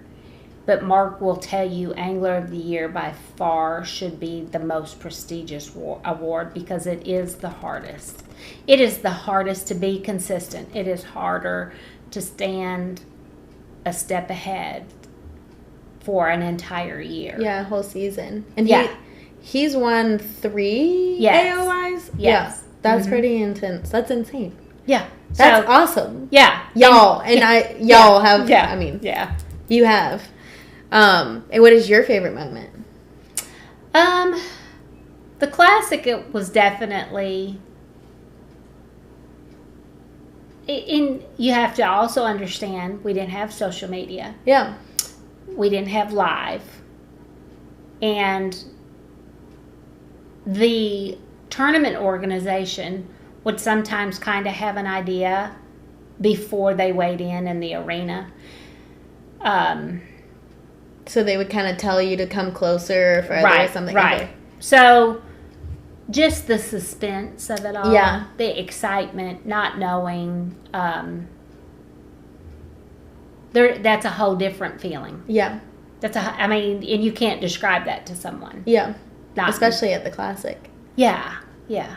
after you've worked all year to get there. And for Mark winning the Classic to be the first one, and he really, it's hard to explain, but the way the schedule is, he's still really the only one that won them in the same year. Kevin, I think, has won an Angler of the Year and the Classic back-to-back, but not like Mark did. Yeah, it was the prior Classic. Yeah. And then the new Angler of the Year yeah. versus Angler of the Year of that season and the championship of that season. Right? For that to happen, yeah, it had never been done. Yeah. Ray Scott said it's like an astronaut landing on the moon, you know. It hadn't been done. Yeah.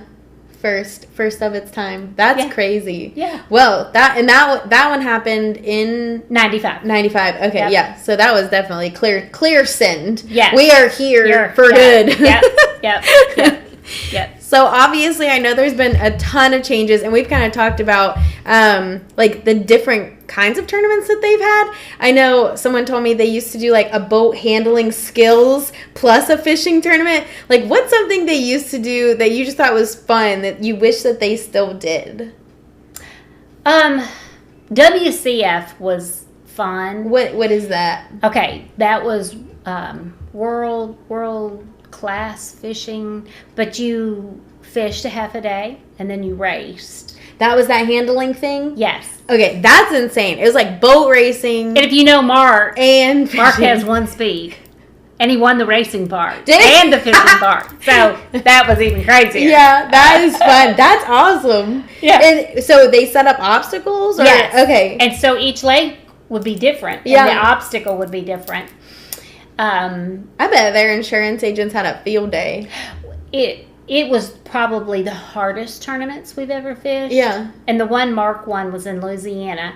And the pavement was so hot. And he and I didn't have a pit crew. And everybody else had what they called pit crews. Because you had to empty your boat, weigh it, and then you could put your certain things back in your boat. But you were going to race, so you wanted it as light as you could anyhow. And then you would race 3 times and then weigh your boat again to make sure you didn't have anything in there you weren't supposed to. And then you'd have to put all your tackle back in there, put your trolling motor back on. What? So that you could fish the next morning. And it was so hot. And I had Teva sandals and the bottoms melted because the pavement was so hot. Oh my gosh, and y'all are pit crewing. Yeah. Oh my gosh. But we would do it again. It was fun. It was a good time. It's definitely... That's wild. Yeah. It was fun. It was different. It was something different. Do you think, like, that would be something you wish they brought back, or is there another one that I haven't heard about yet that's like They could bring that back as long as Fisher wasn't doing it. Doing it? Yeah, right? Oh my gosh. It's probably a totally different sensation, like, trying to watch him race versus Mark. Yeah. Oh my gosh. That would be wild.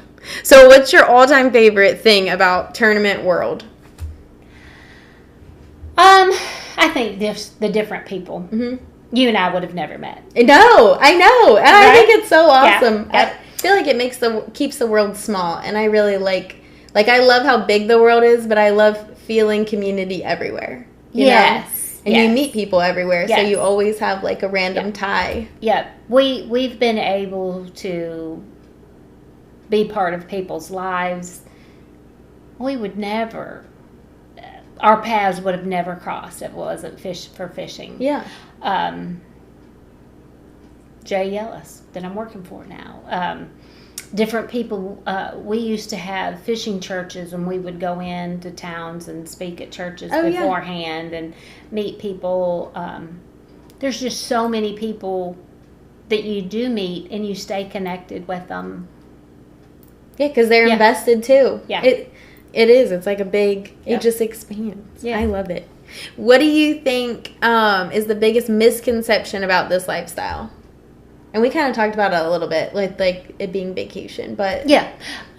Mark says a lot yours could be different than that. That's just kind of what I immediately think. As a general, like Mark has said before, people think it's above a sport, as he labels it. But people think we just show up, get out of bed when you want to, practice, If you don't want to, if it's raining, you don't go. Yeah, like fair weather too. Like Yeah, no, I have stood on the ramp and watched tornadoes. Mark has had lightning hit his boat before, which his boat now has a lightning indicator. That's cool. Yeah, I know. I don't get to shop every day. Do I go shopping? Of course. Yeah. Like I said, I drove an hour to a quilt shop. But there's times that we will roll in just in time to start practicing, and you fish hard from daylight till dark. Yeah. And then when it's over, you're in such a hurry to get home, you go straight home. Yep. So you might not even realize anything in that area because you didn't see any of it. Yep. You're 100% committed to your job. Yep. You're 100% in. And when there's times that there's trouble, and it is a community, there's been times that we've had to drive each other's rigs home. There's times we've had to help with each other's kids that are sick. So you don't have a lot of extra time to just do things. Yeah. You know. It is pretty wild. Like, I would assume, I mean, even, like, from me trying to assess it, like, from an outsider, like, I would assume, well, while the tournament is going on, you do have time, but, like, you don't. My stomach is in knots. Like, I'm watching live. I know we'll talk about this in a second, but I'm watching live, like, score tracker religiously. Like, I can't focus on other stuff if I don't think he is, like, either having a good day, having a bad day. Like, I have to feel out him, and if he doesn't have a camera, like, I'm like, all right, where do I think he is? Is he okay? Is he mentally okay? So, like, I'm taking on, like, the mental, like, worry. He's out there having, you know, a great time regardless because Matt's head is, like, so even. But I'm, like, I feel like the worrier, so I don't think, like, you know, anything too excessive because I really like to focus on, like, what's happening and, like, putting my good juju out in the world and praying the whole time. Like, I've never, prior to this, prayed to God for help with fish and weather. Yeah. But, like, now... You understand weather on a whole new level. Yes. So, I feel like that is a misconception big time, like how much time excess we have. Yes. But we definitely don't. That there's... I even tried to find it, like... And people don't understand all the rules. Yeah. They don't understand that I can't go on the boat with him. Yeah, do people ask you that still? Yeah. I'm like, well, would I go on the field if he was a quarterback? Yeah. No. And I'll have Rick Klung, someone asked his wife, did she fish with him? And then you could, and she said no. If he was a brain surgeon, would you want me in there with him? Yeah, it's his job. Yeah, and I thought, ooh, that was a good comparison. Yeah, it is. Because, no, you want him fully focused on the job at hand, not, you know, what's going on otherwise. Yeah, you can't. Yeah, but and it's hard for people to understand everything that's on the line. Yeah, it's a lot. Which is pretty crazy, but it's good. So what's your typical tournament routine? Well, normally we have our camper, so we'll get it started packed for the first of the year, and then that takes about a week. But then each tournament after that, it's not as hard because you're not washing all the fresh linens and all that stuff. But I pull the boat and he pulls the camper. We take our little Aussies with us so that we feel like we're at home. Oh, yeah. Y'all have 4, too. Well, we have 2, and then Hunter, one of our boys, has a rescue dog and another Aussie, the mama. Okay. So those are the 4 in that picture, the original picture. Okay. Yeah. So, you know, he works on his boat, but I do the camping, packing kind of stuff. Yeah. And then we like to get to a tournament a day early in case you do have flat tire trouble stuff. We like to get there, just kind of know where we're going, what we're doing, where the grocery store is, where the boat ramp is, where the tackle store is. Yeah. We just like to get a day early just to not be rushed. But it doesn't always work that way. Yeah. There's a lot of times you get there just in time to launch and go fishing. And those days are the most stressful, getting packed and getting there. And then once you get there, you kind of feel like you can breathe. Settle in. Yeah. Do you, during like tournament day, do you do anything like, are you like a lunch packer? Do you do breakfast? Yeah. Do you do coffee? Like, do you do any of that? And especially when we have our camper. Yeah.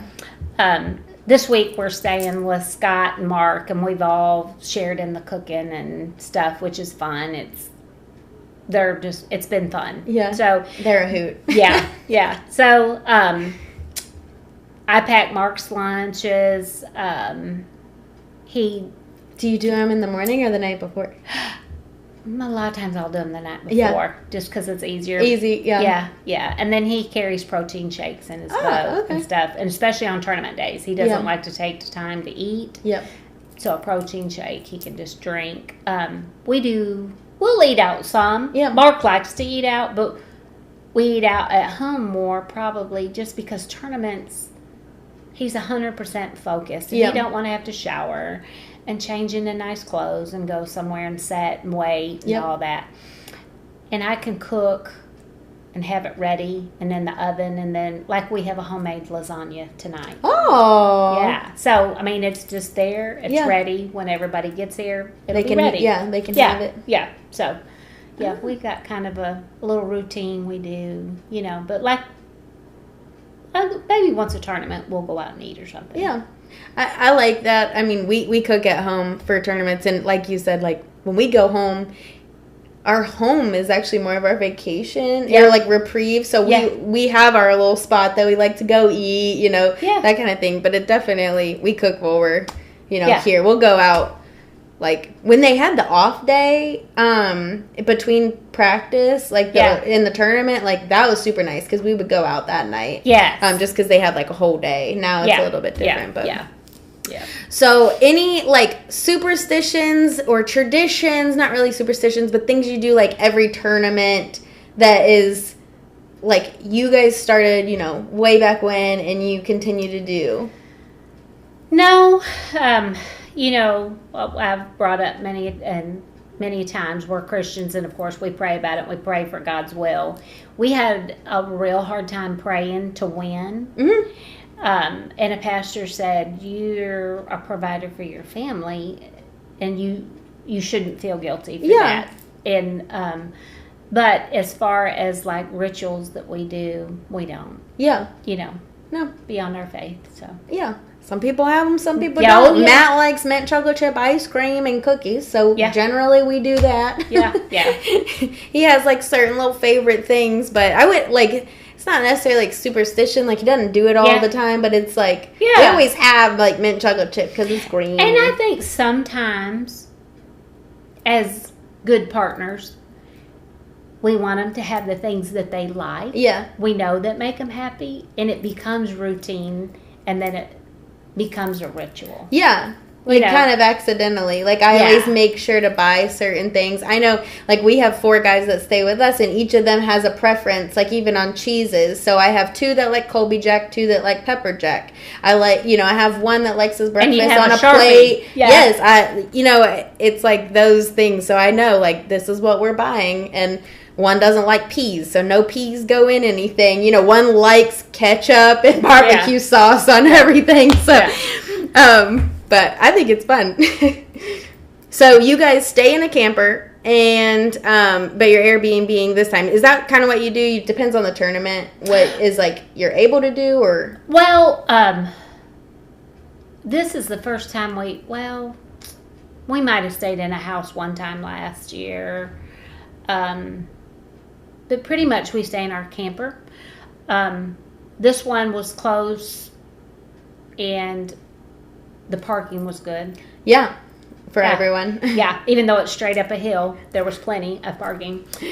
That's a big thing. Yeah. The rest of the year we'll pull our camper. They'll be far off, and there's 2 tournaments that there's not quite enough time in between to go home.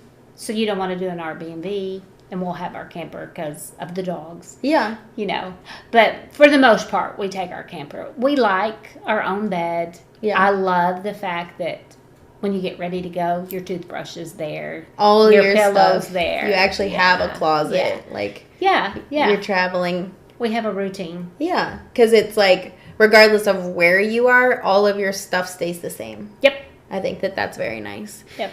Getting back into it, we were talking about camper life and Airbnbs, but I wanted to ask, so our last guest asked of our next guest without knowing who it was. So Maggie asked, I know, Maggie asked, which actually I was going to ask anyway, what are your favorite meals? Do you guys cook always, and do you cook the same things, or what are your favorite recipes that you've been doing while you guys travel? Well, with the camper, it's a little bit like being at home, so you can cook whatever you want. And I have pretty much duplicates of everything in my camper. So do you guys have favorite meals or like consistent meals? Gosh, fish. We both love fish and venison. We carry a lot of that with us. Todd Faircloth would say that's bad mojo at a tournament. He will not eat fish, and he don't want to hear you talking about it. It don't matter. Really? We love crappie. Yeah, crappie. Yeah, but he still was like, that's bad mojo. That's funny. But, yeah, we eat venison, crappie, and we don't really have a favorite, I guess. Meal or, like, consistent meal. Like, I do, obviously, like, spaghetti, tacos, you know, like, kind of bigger, easier bulk meals. Do you guys have, like, anything other than that mainly we should try? She was like, I need some ideas for recipes. Well, of course, lasagna you can do at home and freeze and take with you, and it'll stay frozen in a cooler for a couple days. I never thought of that. Yeah, like lasagna. If I'm traveling, I can even get a roast and freeze it, and then go ahead and add my vegetables and everything to it and the seasoning, and then put it in the cooler where you can just throw it in the crock pot when you get there. Especially if you're going to a house rather than your camper and you don't have a lot of space or don't have a good grocery store or something. A lot of pre-prep you could do and freeze and put in a cooler. And, of course, the more frozen stuff you stack on top of frozen stuff, the longer it's going to stay frozen. Fresh fish would not be a good thing to do. No, because you don't always have a place to cook it or whatever. But of course, then your whole camper would smell like fish. Yeah, so we have a little fish fryer and we do it out on the picnic table and stuff. But yeah, I guess it depends on where we're going and how long we're going to be gone for. Yeah, and that. But I do some prep at home before I leave. I'll have to think about the freezing, because I think the lasagna would be really good. But it does take a while to kind of, like, get it together, right? But you can even do, like, your spaghetti. Yeah. You know. And freeze that. Yeah. And then, like, if you're afraid of it being too runny or whatever, if your guys eat mushrooms, just add a little can of cream of mushroom soup in the middle and top it with some cheese and freeze it and make a spaghetti bake out of it. Oh, that sounds delicious. I love twice baked spaghetti. Yeah. But I haven't added the mushrooms. That sounds really good. Well, so there you go, Maggie. But I'll continue to ask, because I actually was thinking of the same thing. That's why I had it in here. What do you typically cook when you cook at home? And you hate to just cook the same thing over. Yes, I know. I'm like trying to find other stuff on Pinterest, but it's kind of hard to feed. You know, we feed. What is it? 6 of us now? 6. And everybody has a different taste. Yeah, but 4 big guys. They eat literally like a pound of spaghetti each. It's wild how much they eat. Yeah, they're all And you can always do frozen ham or frozen turkeys that you can tote with you and pop in the oven and then use for lunch meat afterwards. But I like the frozen turkey. We should definitely do that one. That would be good. Yeah, everybody likes turkey. So obviously you also help with the fishing business, and is it mainly like, do you get into the contract and sponsorship talks too, or do you stick to now more of like the photography, social media side, making sure, you know, he's like hitting on all of those? I don't negotiate any of his contracts. We come up through an era where a handshake and a contract came after. Yep. It's obviously different. I feel like some of them are still handshakes. It kind of depends. But yeah. And then he and I share an email. So yeah, you're all eyes on all of that. Yeah. So he will read emails, but we answer them together or whatever. And I can't see him signing a contract without talking to me first. Yeah. But definitely, if I didn't think it was a good idea and he did, I would never hold him back from that. Yeah. So we discuss everything, but I would never go in a meeting on his behalf, like without him. Yeah. Right. Yeah. Yeah. Like as an agent. Yeah, that's why I was wondering if you acted as like an agent at all. And there's been a time, and there's still a lot of companies that is a complete, I don't want to say no or negative, but it's not because they don't want to deal with a woman or an agent. It's they want to deal with the person. Oh, yeah. It's the personal relationship for sure. Yeah, no, I think it's like, it's a whole effort. Not only like family effort, but an effort like fishing extended, sponsors included, to dive into this because it's for sure a lot. So, do you watch live during tournament season? No. I have probably watched... The main reason I don't watch it is because you're not supposed to share information with them. I hate to say it, but I would forget. And there's been a few times I'll turn it on because I can't stand it and I want to know. And I will have to catch myself. Or like if Mark and another angler's talking and saying, well, how do you think so-and-so's catching them? I can't believe. For instance, Gary Klein and Mark were talking, and they were like, well, I can't imagine how Kevin found him here cranking. You know he's cranking. Well, he wasn't. But I knew that because I had turned live on. So I had to go outside, walk around in the yard, or go in the kitchen. Because you can't. And I'm always afraid I'm going to forget. Yeah. And let it slip. And put him in a weird position. Yeah. Where you have to do the TMI. Yeah. All the things. So I don't, and once in a while I watch, but very little. Now our boys, they watch live a lot. Yeah. We love watching live, but to be very biased, I like watching Matt on live. Oh, yeah. I want to watch Mark. I like turn down basically most other people because I like watching him, but I watch that score tracker like it's my job. Like I love to see what the heck is going on. Yep, use that little star and all that. But and there's some people you really don't want to hear them live. Yeah, I know, there's plenty. I'm like, well, he may be college educated, but it ain't showing up here. Yeah, no, you just have like the ones that you click with, the ones that you don't, like 100%. Like I love watching Matt. I think he's just the cutest little button ever. And like when he has his little overalls on, which he says they're bibs, but he just looks so cute. So I'm always texting like, your butt looks good, your butt looks good. And the next scene, it was the wrong text. The next scene he has him like taken off, and I'm like, put those back on. Like, yeah, no, Mark wouldn't even read his text during the day. He doesn't read them on breaks. No.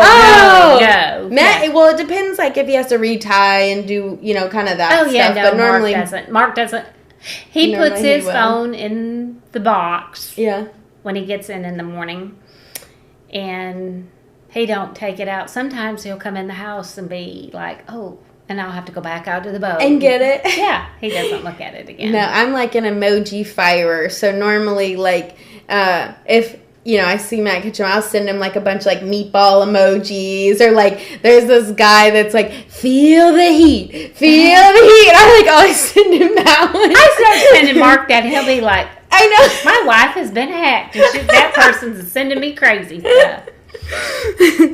So, can you watch it? If you watched it, could you watch it in front of other wives? Oh, yeah. I was wondering, like, me, it's like a 50-50 because it depends, like, how everyone's doing. I feel like sometimes it's, like, a little awkward conversating-wise because, like, I don't know how they respond. I know how, like, Kristen responds, so, like, her and I can talk and watch and all that. Right. But, like, I don't know how they if they like to talk about it, don't like to talk about it, all the things. So right. For me, it's like a little... And it's an emotional. Because, you've got a paycheck on the line. You've got your points for Red Crest, AOI, sponsorship. It's all the things. Or you could be having a terrible tournament and they're doing well and they're, smiling. And I'm like, oh, I could just, let me just, go in my little box. Let me just... Or, I would hate to ever get in this scenario where two guys were fishing the same area. Yeah. And I'm sure that's happened with two women trying to watch live. Yeah. And you see what's going down on the screen and you're like, I don't even know what to say here. Yep. Can't fix that. Can't fix that. Let's go cook something. Let's go take a shower. I'm going to take a nap. Yeah. So if you had to pick a favorite angler to watch other than Mark, who would it be? Oh, golly. I don't remember reading that question. Fisher, my son. Oh, okay. That is an easy caveat. Got out of that one. Shoot. Did you think it was going to turn into a 38-year journey, and longer, or was there something that kind of you guys made sure you did year over year to make it last this long? I don't know. I guess we've always known that's what Mark was going to do. That's what he wanted to do. We've always felt like that was his calling. Mark will be the last person to ever brag on himself.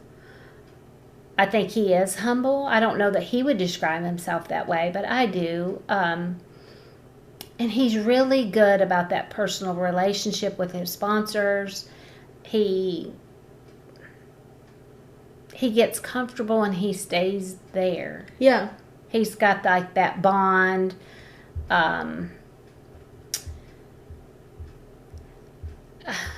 So I guess just over the years, he has just been loyal. Yeah. Yeah. Rather than he never has been one to seek a shinier. Yeah, shinier prize. Yep. That's not him. Nope. That's not him. He wants stability, and loyalty. I like that. Well, and we talked about the industry has changed so much just since we've been in it, and I can imagine over the years it has always been changing. So finding your people to ride the wave with versus hopping from wave to wave. Right. That's probably. Yeah, and I think that would be the best way I could describe it. And that works for some. Mm-hmm. That's not us. Yeah. And I think that you're happier if you're not stressing over that hopping all the time. Mark's real comfortable with his sponsors. Most of them he can pick the phone up and call and have just a chit chat about what the day was like or whatever on a personal level as well. But you gotta be careful who you let in your circle. Yeah. And the fishing industry is small.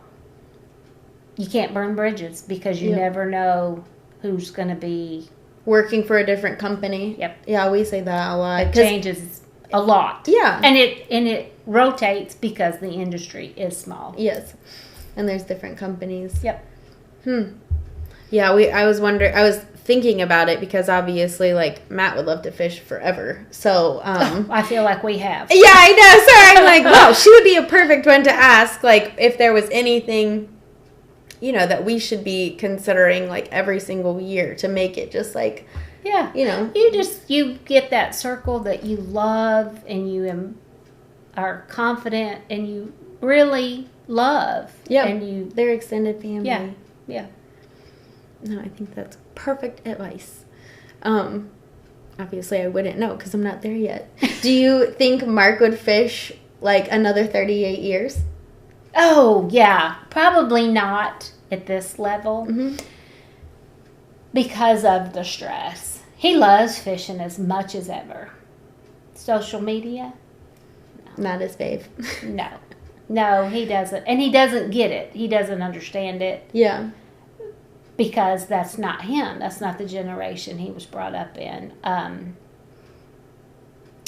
It's just not him. Yeah. No, and that is a huge part. Mark wants to be judged by his ability to fish. Exclusively. Yeah.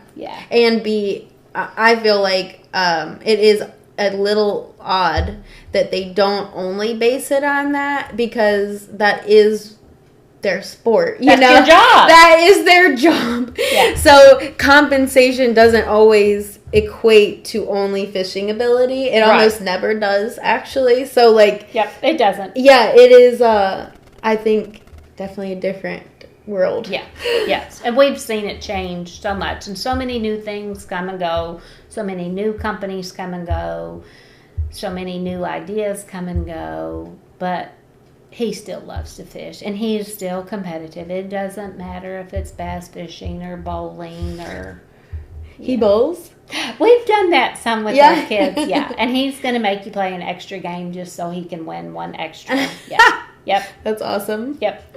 No, I love it. I mean, it all stems back to bass fishing is really what it is. So that's also why I like to take the load off of Matt, because that's really what he likes to do. So if I can do the social, the business, all that, then he can just focus on what he likes. But okay, one last question. Okay. And then we'll do a few quick hits, and then we are done for this episode. So first, what are you most proud of that you guys have accomplished together? It can be fishing or non-fishing related. Raised 3 boys. Yeah, I would say 100%. Yeah. I'm very proud of you guys for that. We're all still alive. We all still speak. All still functioning members of society.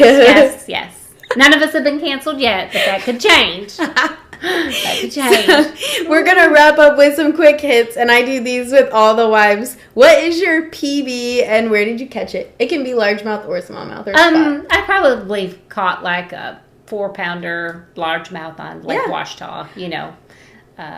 Very nice. Yeah. But not like exclusively weighed, like this is my personal best. Yeah. No. What is your go-to show, movie, or book? I'll add in books because I love to read. Oh, I do a lot of audiobooks. I'm hooked on audio because I'm in the truck by myself. Oh gosh, I'm not really sure. And I love movies. I love lots of movies. What's your all-time favorite movie? Not to ask another question, but... Yeah, I'm trying to think of what my favorite would be. I love the book. It's kind of sad, The Orphan Train. That was a good one.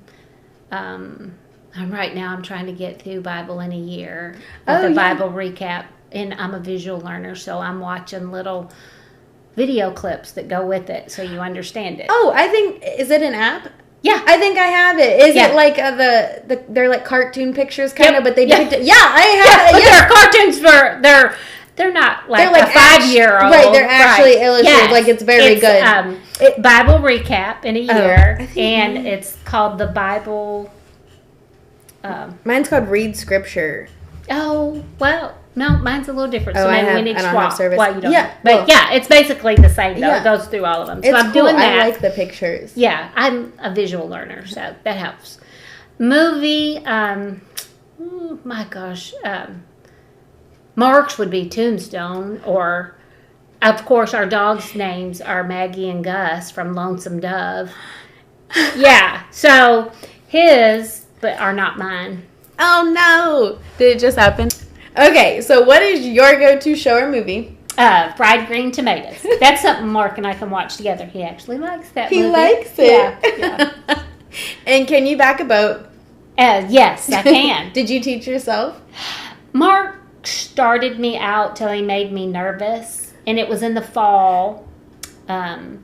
And the boat ramp was empty. It was more winter. Yeah. But the best advice he gave me was, he said, don't look out the back window and don't use the rear view mirror. Yeah. Use your side mirrors. And so after we did a lot of screaming at each other, he got out and just let me do it myself. And but I will tell you a little funny. You saying, can you back up? I should have ran when we I think we were married probably, and he would bring a tackle box in, and he would pull baits out and quiz me. I had to learn the names, like, Did you know you? what this is, Yeah. you know what this is, and he wanted me to be able to say them correctly. That's awesome. That is awesome. That's funny. That's pretty I'm crazy. I'm not telling Matt that because he'll have us on a quizzing spree. I could name a lot of them just from doing his videos. Yeah. You like kind of pick up, but I could probably name their actions more than their names. Yeah. So if you played Uno in a group and you were sitting next to Mark and you drew a draw 4 card, would you play it on him or would you wait for a reverse and play it on the other person? Oh, no, I'd play it on him. I wouldn't even have to think about that one. I love it. Okay, one more thing before you leave, and I'm taking this from another podcast, but I love it. What is a question you have for our next guest without knowing who that is? And it can be like, If you knew the fishing life like you know it now, would you still choose it? ooh, would you? Oh, yeah. Yeah. Yeah, through and through. Yeah. Okay, that is our show. Thank you so much for being here. If people want to follow, well, it's Mark, but y'all's family too, and any of your boys, where can they find you guys? Mark's on Instagram and Facebook under Mark. Fisher has his own guide service page. That's fun. Yeah, Perfect. Yeah. Well, go follow them. Yay, thank you. You guys know I love the women behind Professional Bass Fishing in general, and I just can't wait to keep sharing their stories and all of their good advice, mainly because we're still new, so, still going at it. But if you have any questions you think I should ask or guests you guys want to see on, please comment them below. Other than that, please subscribe to the channel. We do one episode every Thursday right here on YouTube. And I do have an Instagram page now for it, just so you know when the episodes are dropping. And I think it's Random Kitchens Podcast. It might just be Random Kitchens, but it's the same logo. So if you want to follow that, great. And until next time, we'll see you later. Bye.